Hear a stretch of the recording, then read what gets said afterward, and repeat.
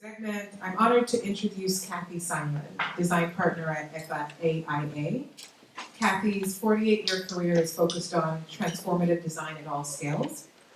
Her award-winning work comprises design for higher and secondary education, civic and commercial buildings, reinvention of historic structures, waterfront projects, and the urban design of many post-industrial Bay Area waterfront sites. Cathy also reinvented the Ferry Building and Pier 1 here in San Francisco, among many other architectural landmarks in the area. In 2015, Cathy was the William A. Bernoulli Architect in Residence at the American Academy in Rome, and has taught architecture at both Stanford and UC Berkeley. Please join me in welcoming Cathy.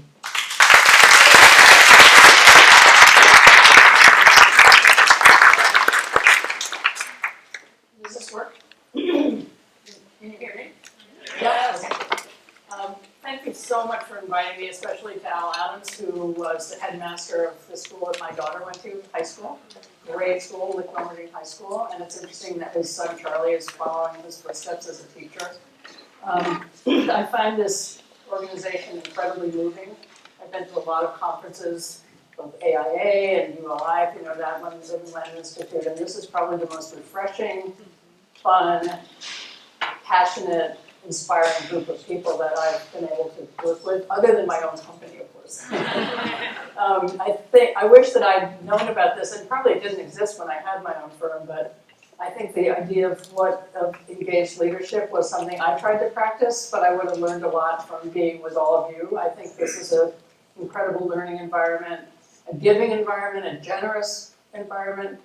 I thought that the dancing was the most incredible thing. All I could think about, I told my table, was how much my husband would have fled. He's a poet and a writer, and when he was a little kid, his parents tried to get him to go to the Rudolf Steiner School in New York, and he walked in and they were doing Eurythmy, which was dancing, and he just out the door. But anyway, I thought it was just fantastic. I loved the three other women that I danced with in the diamond shape. That was one of the most incredible things. They're all really great dancers, these women that I was with, and I was just felt like, oh, so lucky. Anyway, when Al asked me to do this, I'm a designer, and probably one of the more engaged in that profession of all of you. Is anybody else here an architect or an artist or other than a dancer? I mean, I know dancing, I love. My husband actually has worked for years with Margaret Jenkins, you probably know her. For 45 years he's collaborated with her. The young musicians and composers we saw. But is anybody here an architect? No. Anybody here a visual artist? No. But you all love the arts, right? Yeah, and Sam Moganam, who is speaking after me, is an artist of the environment and food, and I mean, one of my old, really great friends, so really honored to be here with him and with all of you. I want to give you a little presentation. I asked that you look when you walked over here. Did most people walk? Can 2 or 3 people say what they observed about what they liked and what they thought could be better? Anybody? Sam? So it's hard to find any flaw in that building. Well, not just the building. I always wish that there was a greater integration of the upstairs and the downstairs at the very building. It took me years to discover the upstairs. That can be invited to an essence of that, but it's also equally beautiful and magical. I was drawn into all the different places that I could stop, and it felt very welcoming. The same way that the nooks and crannies already last year. Brilliant. It's the way that you are drawn into what is a historic building, but it also feels very modern as well without jarring. That's right. If you don't wait for the mic, you have to really shout so your rest of your colleagues can Or hear stand up, which is good. Anybody else? Pretty much at any point, you can look and see outside and inside at the same time. Walking outside along the water, there was a plaque that I read that I thought was really interesting. Just the last piece of it talked about it was an odd wording choice, creating a continuous urban edge and a space for civic aggrandizement. And so the idea of civic aggrandizement, I don't know where they came up with that, but just the idea of what we're trying to do along the water here and trying to open up the public space. There was a lot of emphasis just in recent years to opening space to the public. One more? I've got a microphone. I think everything and to see that our building repurposed in such a wonderful, vibrant way. But you also asked what could be different, and I'd love to see that road paved over and just used for pedestrians and cyclists. That's good. Well, one of the things that's interesting is I love San Francisco. I grew up in New York. I've always lived in a water city. I went to school in the Boston area. And when in 1969, late 1969, we moved here, and I think it was just the idea of the water connection that really drove us here. I mean, I've never really lived away from it except when I visited my grandparents in upstate New York. Kind of near where Al Adams grew up. But I think that it's also a waterfront that's basically has a lot of historical artifacts. The idea of this was a major port in San Francisco, and it was really the idea of all this shipping. It was largely agricultural shipping because California is an agricultural state. But ships came in. The whole Embarcadero on this water side was closed to the public. This is where there was tremendous labor movement here. You've heard of all these people who worked here. Harry Bridges was one of the longshoremen here. But the whole idea of the waterfront was protection and secrecy and security. So now when shipping containers started being the way of shipping, so great bulk shipping, which is what it was before, turned into container shipping, this port was unusable. You need a lot of space, you need big, deep ports, so it moved to Oakland. You can see it right over there. And suddenly the port was empty. It's weird. And I think that one of the things that's really hard about repurposing a place like this is that the remnant is protection and security, but that's no longer viable. When we first moved here, there were a lot more finger piers, but a lot of them burned. And for arson or whatever, I don't know why, but there were fires frequently. So the spaces that you see between these piers, usually you had finger piers. So they were replaced and destroyed, but I think one of the dilemmas is how to repurpose these buildings and how to use them in a way, or how to say, okay, we're done with them. Or let artists use them, or something. There's not very much creativity at the moment about how to repurpose these buildings, and it's very, very expensive. Plus, guess what? We have sea level rise. Anyway, I'd like to give you a little presentation. It's about water. Some of it's about design and architecture, but some of it's about just what we think about when we think about water. I'm writing a book right now, which is very hard, much harder than designing a building. Probably who here has written books? See, I don't know how you do it, but anyway, it's a challenge. But there are 3 or 4 heroes in my book. One of them is Herman Melville. One of them is Lewis Mumford, who you know, who's a great urban historian. One of them is Rachel Carson. One of them is Walt Whitman.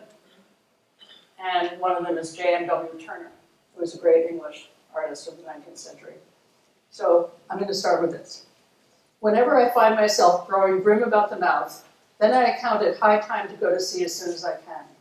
This is my substitute for pistol and ball. There is nothing surprising in this.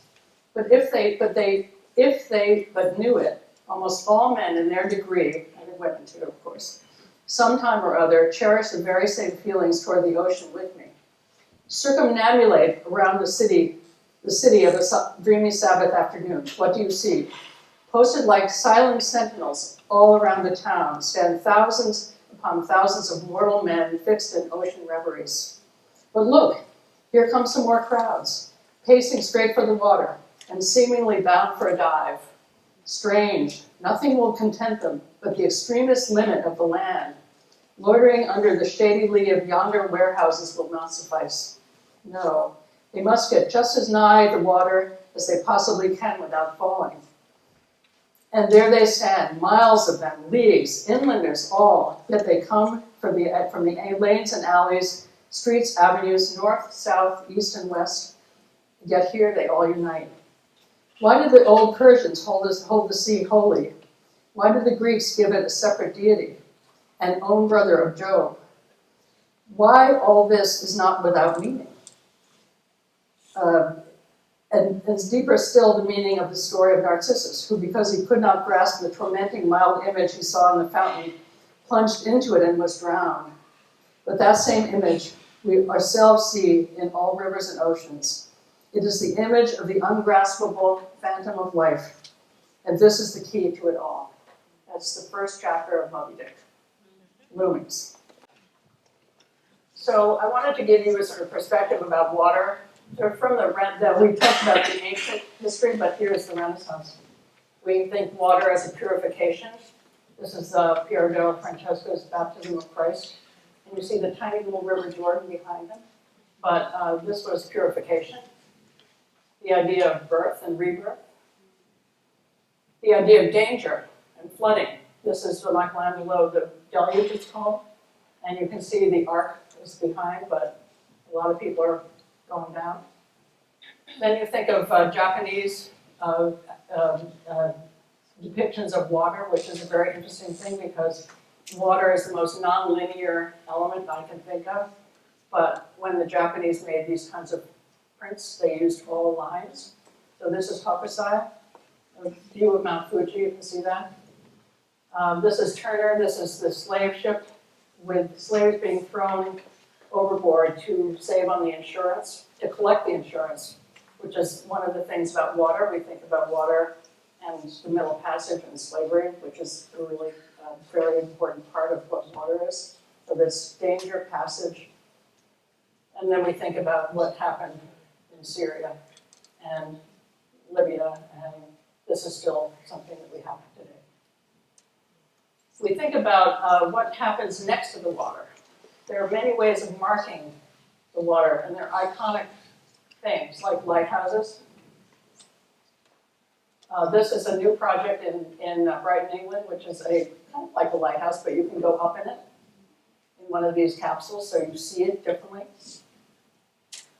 We have this icon, which actually was a monument to the end of slavery, to the Civil War, which most people don't really know.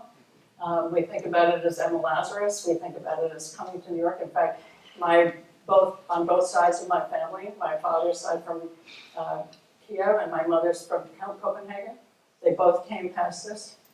Not my father, but my father's father and mother.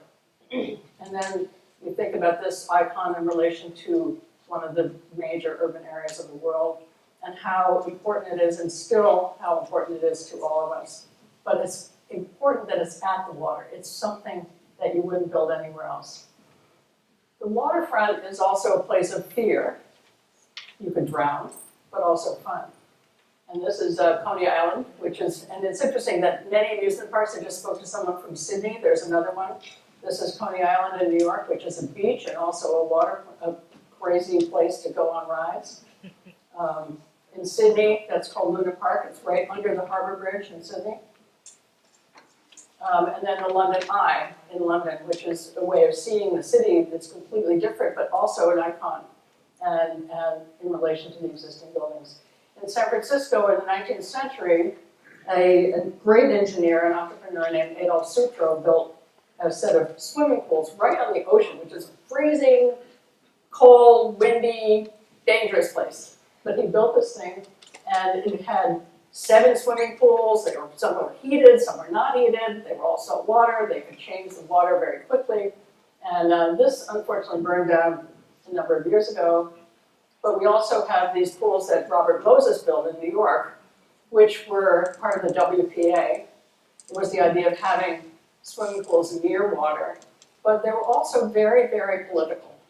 And they were put in areas where there were very few minority people, largely very few African American people. And so you can look at this as a pretty white situation. This is in Astoria, which is in Queens. And then you have things like trying to integrate pools in America. And this is a motel owner throwing acid into the water with some people in it. And this really happened. not that long ago. Buildings on waterfronts make connections. And we see these kinds of connections, which are, I think, architecture, they're engineering feats, they're the most beautiful infrastructure we have, the Brooklyn Bridge. And here's when it opened and people walked across it, and they still do. My daughter, when she was having her first kid, walked across it like a day before this baby was born, and her water broke. Go figure. But, it's the Brooklyn Bridge, so I think that's pretty cool.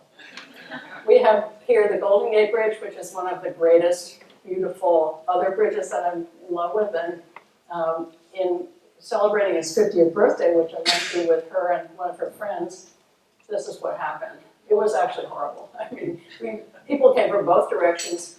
Everybody got stuck. The bridge, which has a curve in it, it's like this. The camber, it flattened out. And all I could imagine was, anyway, horrible. But it was so attractive. Everybody wanted to go there and be part of it. This is a great bridge. This is in Newcastle upon Tyne. It's a pedestrian bridge, but the Tyne River is a very, very important commercial river there. So it had to be able to be a drawbridge or something to move. And it was done really by the city of Newcastle to bring the city of Gateshead, which is across the river, into its more commercial value. So a bridge can also be a political tool or an urbanistic tool, a growing tool, but look what happens to it. That's how, you can't be on it when it happens. And this is another really great bridge, which is in Rotterdam, which is one of my favorite cities. This is called the Erasmus Bridge. It was designed by a very, very good architect named Ben van Berkel. And it too was about making a connection to what had been a very industrial part of Rotterdam, and try to make it part of the city which was growing. It's a tremendous city. If you ever have a chance to go there, it's one of my favorite cities. One of the things that's very important, a lot of in this country and also all over the world, waterfronts were used as fuel depots, as gasification plants, as all sorts of industrial uses, and they were, or military. Here we have a lot of military space in San Francisco. The Bay Shipyard, which is Hunters Point Naval Shipyard, the Presidio, and these were very, very polluted. So one way that we can think about remediation is to bring together the idea of public open space that you can use in parks and the remediation of some of these landscapes. This is in Seattle. I think some of you are from Seattle. One person was yesterday, I think. Anyway, it's a very famous park called the Gasworks Park. It was the first park that was built in this country which actually incorporated the post-industrial or industrial objects. And this was a very, very polluted place. I mean, there's still pollution underneath. So the landscape architect built that big hill, which is the idea is to cap it. But it's a really beautiful park. It was done in the 70s, which is really early. And he agreed to keep, or he wanted to, he didn't agree to. Richard Haig, the great landscape architect who did this, made it a point to save these elements, which are very, very iconic, very romantic, and very scary in a certain way. This is Brooklyn Bridge Park, which is another great, great park, which Robert Moses actually built these piers so that he could build the BQE, which is the big highway that goes underneath Brooklyn Heights. And Michael van Valkenburg, who is a great landscape architect, a friend of mine, has won a competition to repurpose this park, and it's become one of the most interesting, wonderful parks. If you're ever in New York, go visit it. It's just fantastic. It has handball courts, it has kayaking, it has all kinds of things, brings everybody together. And the other thing about these parks and the kinds of buildings I'm talking about are the idea of invitation. Someone mentioned that earlier, that the invitation to participate, to visit, to see, to understand where you are in the world. Apparently when this park was built, which has many, many very, very good biophilic ideas in it, a family of muskrats moved in. I mean, that's crazy. Anyway, maybe some of you saw some birds over here on the way in. There were cormorants who were drying wings. But seeing those things, seeing nature, being part of that, is really a very, very good for you, good for everybody. This is Chrissy Field in San Francisco, which was a part of the Presidio, which was a military base from the time the Spanish were here. And this park repurposes what was just a bunch of really, acres of asphalt into a public place. It has an inland water area. It brings people together again. It's like one of the most popular places you can walk to in San Francisco. If any of you are staying after tomorrow, you can go there and have a beautiful experience. It's right below the Golden Gate Bridge. And sometimes art comes there too.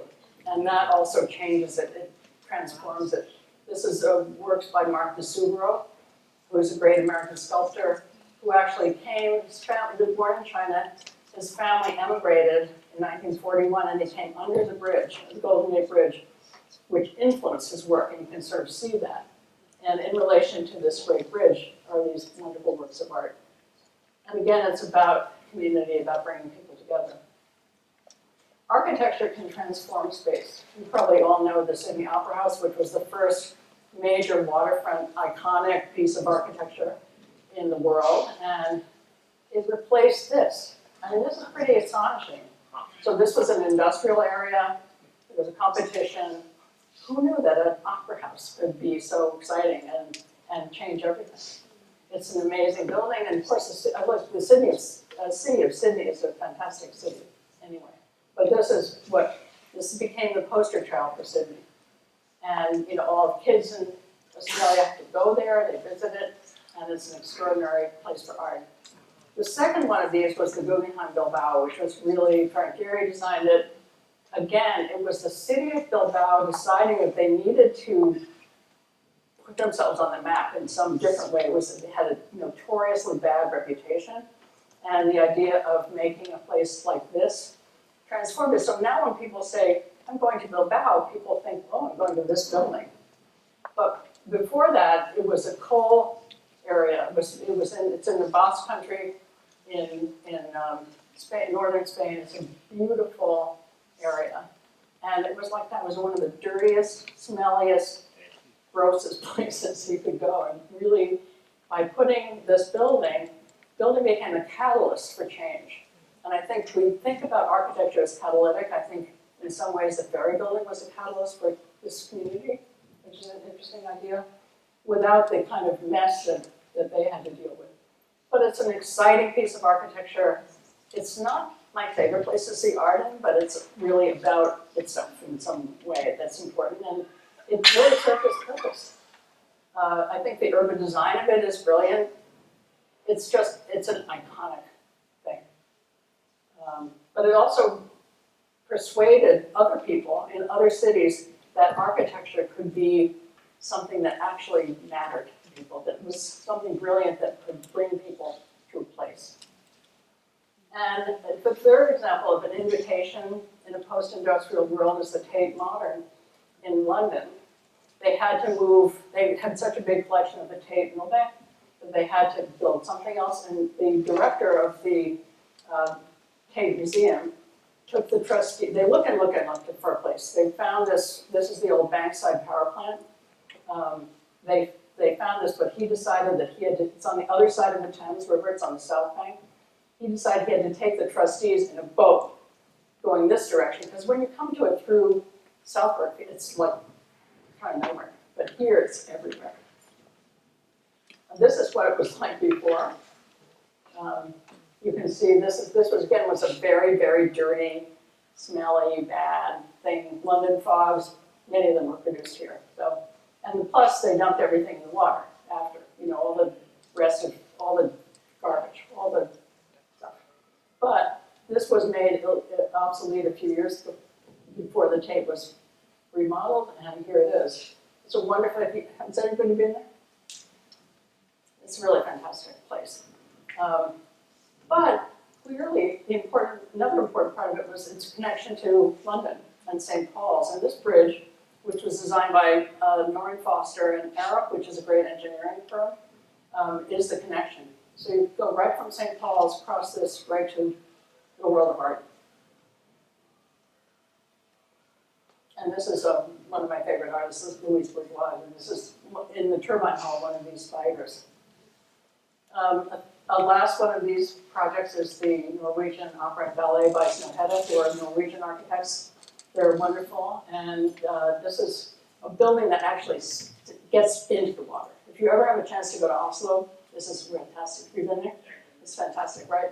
And it's beautiful. It looks like snow. But this isn't the snowy scene, but sometimes it's very snowy there, as you can imagine. And inside, it's all wood and beautiful. It's sort of very, very interesting, this cool building on the outside. And you can see how warm and welcoming that lobby is. And it's just amazing. It's a building for performance, but it's also a factory for opera and ballet. These are just these are the waterfront projects. This is San Francisco, and all the little white words are projects that I worked on here. So there are quite a lot of them, and it's been very, very engaging to me. This is one of the early ones. This is a sewage treatment plant that I designed the buildings of, not all the pipes and all the rest of it. But this is out by the zoo, and you can see there's the Pacific Ocean. The idea of this was to figure out a place. This is part of the Clean Water Act. It was try to figure out a place where you could fit an industrial plant in San Francisco, which is a very dense city. There was no place to put it except this place which the zoo wanted to expand into. And so we were hired by an engineering firm to work with them. And my idea was to make this a public place.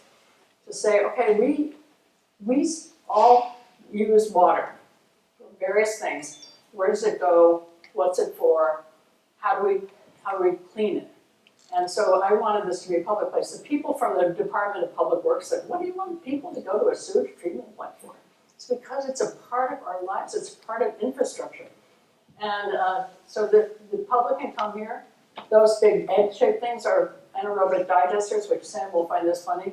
When I went to visit after it was built, I went up on one of those catwalks, and they opened up one of these things. And the guy said to me, oh, this is just like winemaking. No, not exactly. Anyway, this is a public place. It's very important. It's visited a lot. The idea of the architecture was to talk about water, its palliative benefits, its uses, and its importance in life. And after it was built, all the tanks are underneath ground, and this is who lives above it now. And finally, the ferry building, which is was really probably the most famous project I ever did, but I did a lot of other projects, including one that I will tell you about in 1 minute, which is right next to your hotel, that you might want to peek at. But the building was the old ferry building. The original ferry building was built in 1898, and until 1938, it was one of the most vibrant transit hubs in the world. In the 20s, it was the second busiest transit hub in the world, second only to King's Cross Station in London. It's pretty weird to think about that. When the bridges, that bridge and the Golden Gate Bridge were built, ferry service was disallowed within 5 miles of either bridge. Go figure. But they were worried that nobody would want to drive. And of course, at the same time, they killed the ferry service, which was a giant network of ferries in San Francisco.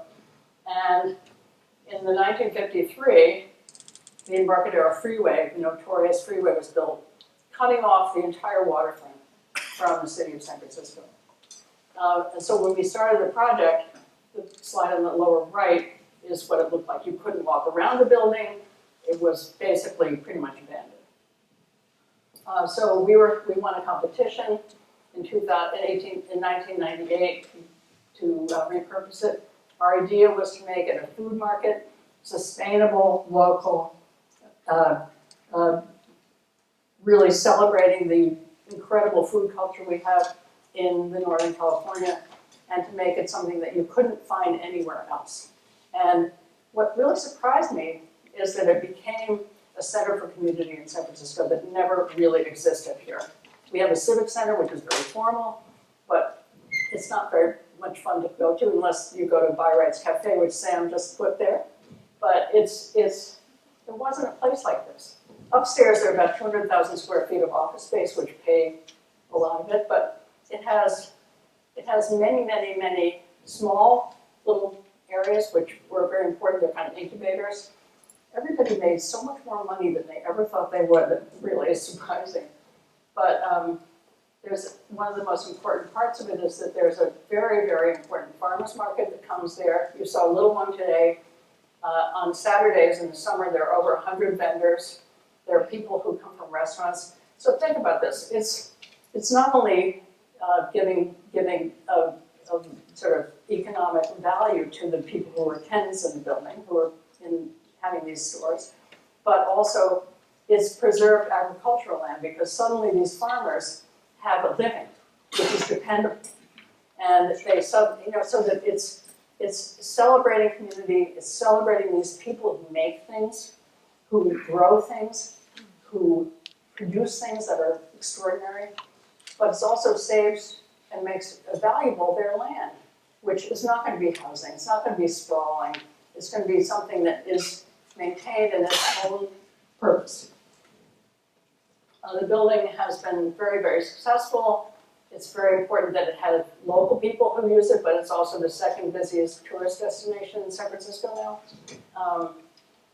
But I think for me, someone was talking about church yesterday. This is my church. I go there every Saturday, my husband and I, or my kids if they're here. We go and I know so many people there. It's my community, but it's also the San Francisco's community. People come on the ferries to go to this market. It's really extraordinary. And the idea of having a place like this, which is about joy, which is about a treasure that you can't find anywhere else, which is about food, which is one of the most common ground things. This is common ground. My work has been about people and place, and this is probably about both. I decided not to talk about this today, but I think this is an important thing. This is what we're facing. Water is our friend, but it's not our enemy, but climate change is definitely a challenge. And this is from Alice in Wonderland, and I'll leave you with this. I wish I hadn't cried so much, said Alice, as she swam about trying to find a way out. I shall be punished for it now, I suppose, by being drowned in my own tears. That will be a queer thing to be sure. However, everything is queer today. Thank you very much.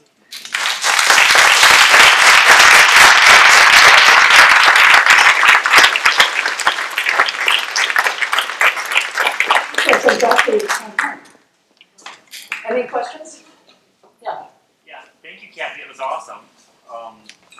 I'm wondering if you could speak to the way the specificity of the water informs design. And what I have in mind here is, so here we're on a bay. You had some examples that were on rivers. You had a couple that were on estuaries where there would be flow in and out. Love the sewage treatment plant. That's a different kind of scenario. And I'm just curious how the state of the water informs design and the way you would think about approaching that problem. Well, I think that part of it has to do with the sort of qualities of being near the water. It has to do with the light, it has to do with movement. Every time, I don't think I've ever come down here and seen exactly the same view of the bay. So it's about to me it's partly about the idea of the permanent concrete building that's a fixed piece, and then this ephemeral, changing, evocative, beautiful, natural thing that's out there. And so it's that contrast. And I think that's part of why people like building there. Like one of the projects that I admire very much is the High Line in New York, which would be completely different if it weren't a block away from the Hudson River. So you have this river of people, but you also have a real river. I think that connection to, there's something about the universality that has to do with it too. That you're in a special place, you're in a specific place, but this could be water from China or anywhere else. And so there's like this idea.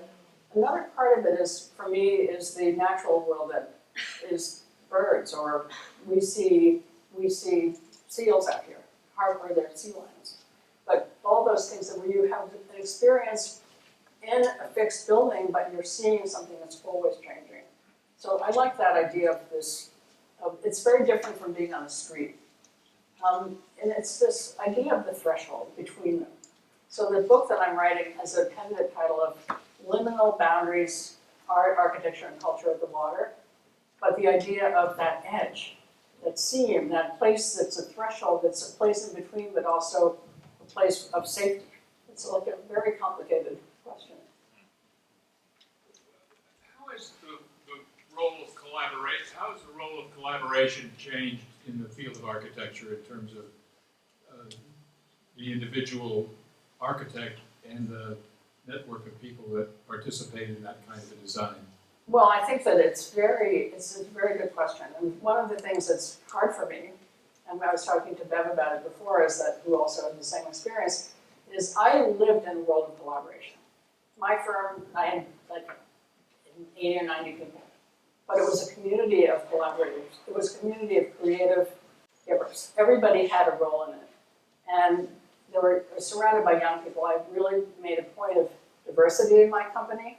I thought that having a diverse group of people working on projects meant you had a gregarious conversation at the table, but I think it's really increased the need for collaboration. So, but you see that in academics too, like the idea of transdisciplinary thinking.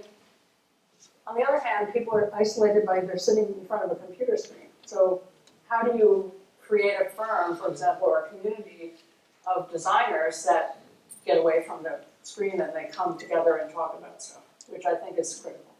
But it's a very, very collaborative process.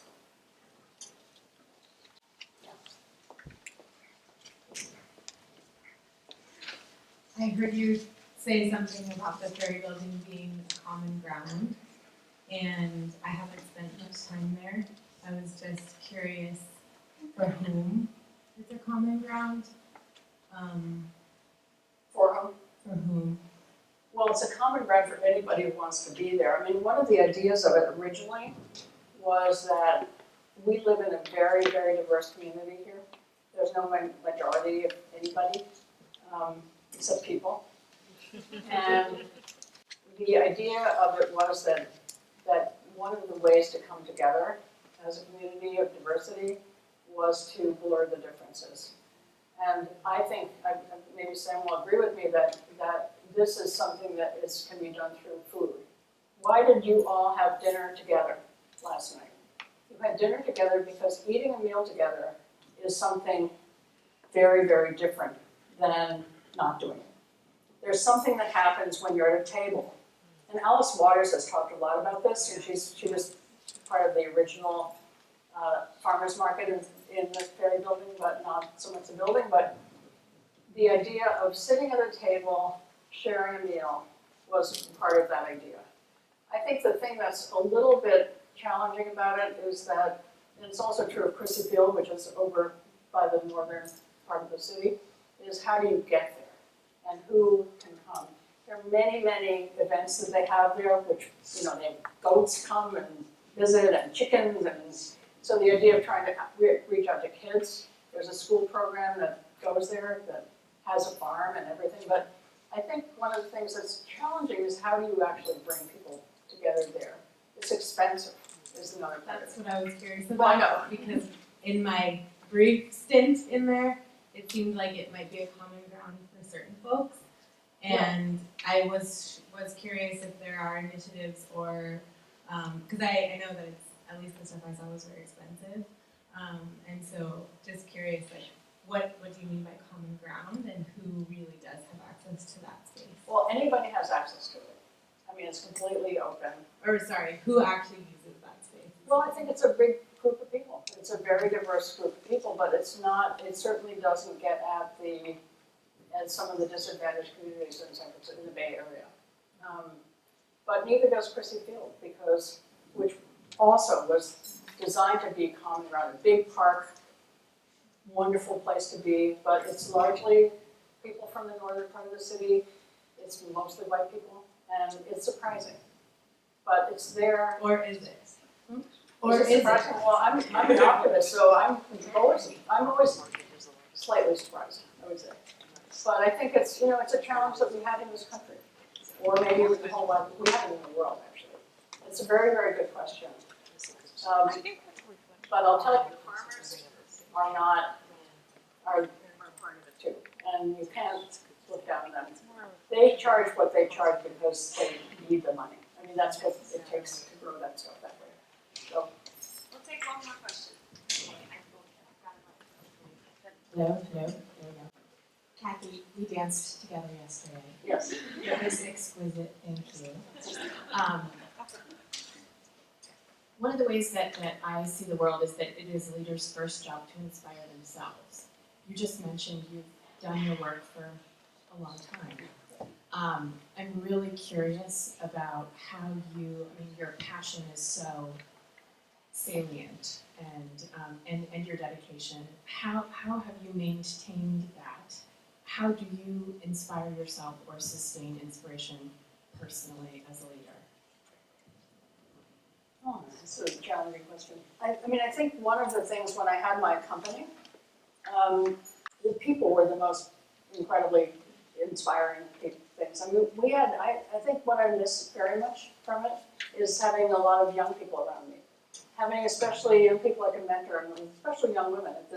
I started my company in 1985, so it was and architecture is really slowly growing into a more diverse profession. In the AIA, which I belong to, like 90% of the firms are owned by white guys. And I think that's changing slowly, and we have a few star architects like Zaha Hadid, who you may have heard of, or Jeannie Gang, who's from Chicago, who's doing a new building up here. And it's changing. But I think mentoring those young people and getting back from them was so important. So for now, I think it's a little more challenging because I'm working to replace my husband, who's a writer. He loves being alone. He loves doing his work and not having, he's probably really happy today that I'm not even there. So. But I think that it's reading. It's also branching out into the arts more. So art became a very important part of my thinking about this book because I've always been interested in it. But, trying to look to people like you, this group was totally inspiring to me. So, I mean, I think doing a few things once in a while that have to do with the community is really valuable. And then friends. I mean, I think when Alita was talking yesterday about thinking about something that was really heartfelt and warm to you, what I thought about was sitting at my table having a wonderful meal with a group of friends, whether it's Thanksgiving or Christmas or just having dinner with a few people. And that's, I think, for me, really inspiring. Anyway, thank you so much. Thank you.